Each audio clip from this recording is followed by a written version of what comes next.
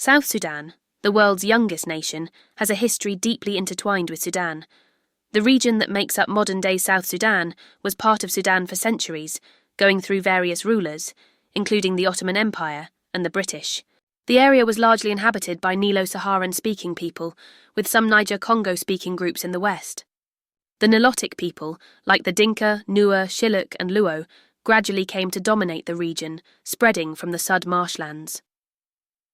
The 19th century saw the rise of the slave trade in Sudan, with the south being targeted for its people. The British attempted to abolish slavery as they gained power, but their efforts were largely ineffective. At the turn of the 20th century, the British and Egyptians agreed to jointly govern Sudan, making it effectively a British colony. This led to more successful abolition efforts, but the British focused their resources on the north, neglecting the south and leaving it underdeveloped. In 1956, Sudan gained independence from both Britain and Egypt, however, just 4 months. Before independence, the First Sudanese Civil War broke out, with the Sudanese government representing the north and a separatist movement pushing for an independent south. This conflict lasted for 17 years, until an agreement in 1972 granted self-government to the south within Sudan.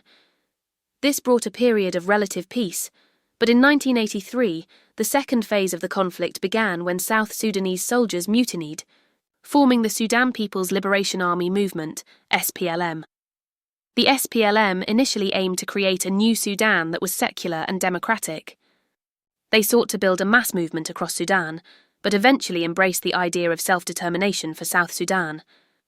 In 2005, a peace deal was reached, granting South Sudan autonomy for 5 years. This ultimately led to a referendum in 2011, where nearly 99% of South Sudanese voted for independence. South Sudan officially became an independent nation on July 9, 2011. Despite the hard-won independence, peace remained elusive. In 2013, political tensions erupted into civil war, pitting forces loyal to President Salva Kiir against those led by Riek Machar. This conflict has continued, despite numerous peace agreements and ceasefires. The ongoing violence, coupled with economic woes and drought, has led to a massive humanitarian crisis. Millions of people are in need of aid, facing hunger and displacement. The situation is further complicated by the spillover from the civil war in Sudan, which has impacted South Sudan's economy and stability. The future of South Sudan remains uncertain, with the country facing a multitude of challenges, including political instability, economic hardship, and a humanitarian crisis.